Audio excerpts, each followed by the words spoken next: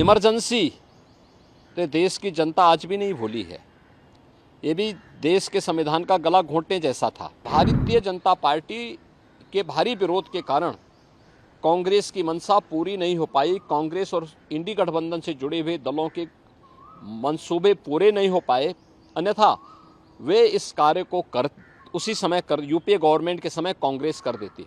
Bharatiya Janata party ही एकमात्र party है जिसने बाबा साहब भीमराव अंबेडकर के मूल्यों और आदर्शों का पूरा सम्मान किया है। कांग्रेस का नेतृत्व पूरी तरह फेल हो चुका है, आप देख रहे होंगे।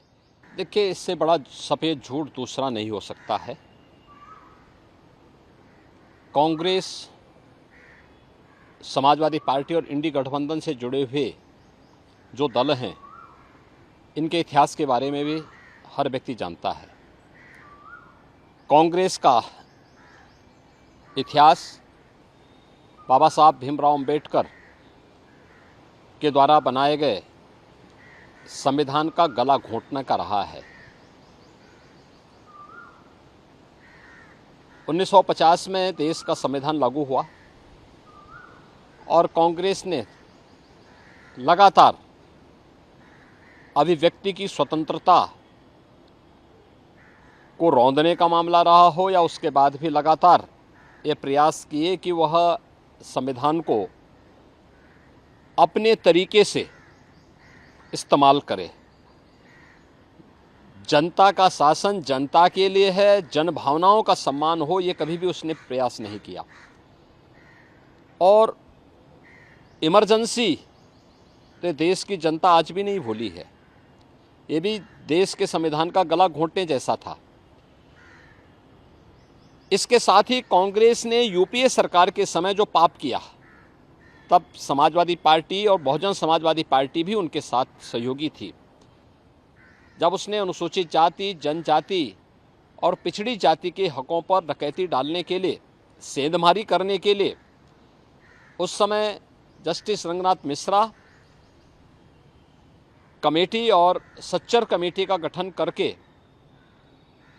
देश भर में संविधान विरोधी कार्य करते हुए धर्म के आधार पर आरक्षण देने का कुत्सित प्रयास किया था। इसके लिए इन्होंने माध्यम बनाया कि 27% जो पिछड़ी जाति के लोगों को मिलने वाला आरक्षण है, उस आरक्षण में 6% पिछड़ी जाति के लोगों को हिस्सा काट करके दे दिया जाए। इसी प्रकार से सच्चर कमेटी की रिपोर्ट के माध्यम से प्रयास किया गया था कि अनुसूचित जाति और जनजाति में मुस्लिम समुदाय के भी कुछ जातियों को शामिल करके उनके हकों पर में सेंधमारी की जाए। तो भारतीय जनता पार्टी थी जिसने उस समय भारी विरोध किया था और भारतीय जनता पार्टी के भारी विरोध के कारण कांग्रेस की मंशा पूरी नहीं हो पाई। कांग्रेस और इंडी गठबंधन से जुड़े हुए दलों के मंसूबे पूरे नहीं हो पाए, अन्यथा वे इस कार्य को उसी समय यूपीए गवर्नमेंट के समय कांग्रेस कर देती। कांग्रेस ने इसकी शुरुआत कर दी है कर्नाटक से। कर्नाटक में कांग्रेस ने पिछड़ी जाति के लोगों को मिलने वाले आरक्षण के लाभ में उसने सेंधमारी कर दी है। इलेक्शन कमीशन ने इसके लिए कांग्रेस नेतृत्व की कर्नाटका सरकार को तलब भी किया है। भारतीय जनता पार्टी बाबा साहब भीमराव अंबेडकर, भारत के संविधान निर्माताओं का पूरा सम्मान करती है और उनकी जो मंशा थी, उस मंशा के अनुरूप भारत के संविधान को सर्वोच्च मानते हुए अपने संवैधानिक दायित्वों का ईमानदारी पूर्वक निर्वहन करने की पक्षधर है। भारतीय जनता पार्टी ही एकमात्र पार्टी है जिसने बाबा साहब भीमराव अंबेडकर के मूल्यों और आदर्शों का पूरा सम्मान किया है, पंच तीर्थों का निर्माण किया है और 2025 का वर्ष राष्ट्रीय जनजाति गौरव वर्ष के रूप में मनाने का भी निर्णय भारतीय जनता पार्टी ने अपने संकल्प पत्र में भी इस बात को कहा है। स्वाभाविक रूप से भारतीय जनता पार्टी धर्म के आधार पर किसी भी प्रकार के आरक्षण का विरोधी है, क्योंकि भारत का विभाजन धर्म के आधार पर हुआ था, मजहब के आधार पर हुआ था।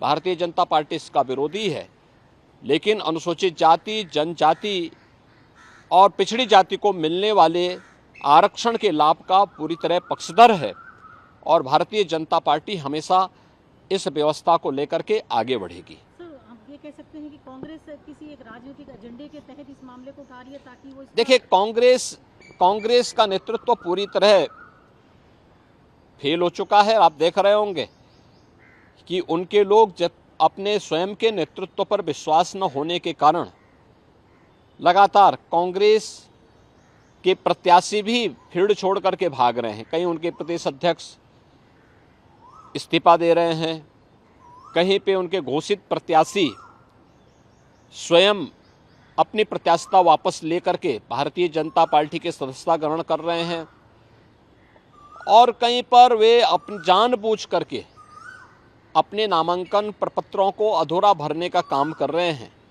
ये नेतृत्व के प्रति इससे बड़ा विश्वास दूसरा नहीं हो सकता है। तो अपनी इस खींच को मिटाने के लिए वह इस ओर जनता का ध्यान न जाए, इसके लिए वह उल जलूल और मनगढ़ंत आरोप लगा करके देश के ध्यान को बांटने का प्रयास कर रहा है। लेकिन ये देश जानता है, इस देश की जनता जनार्दन जानती है, कांग्रेस, समाजवादी पार्टी और इंडी गठबंधन के नेताओं की वास्तविकता को जानती है और उनके मंसूबों को कभी भी देश की जनता जनार्दन पूरा नहीं होने देगी।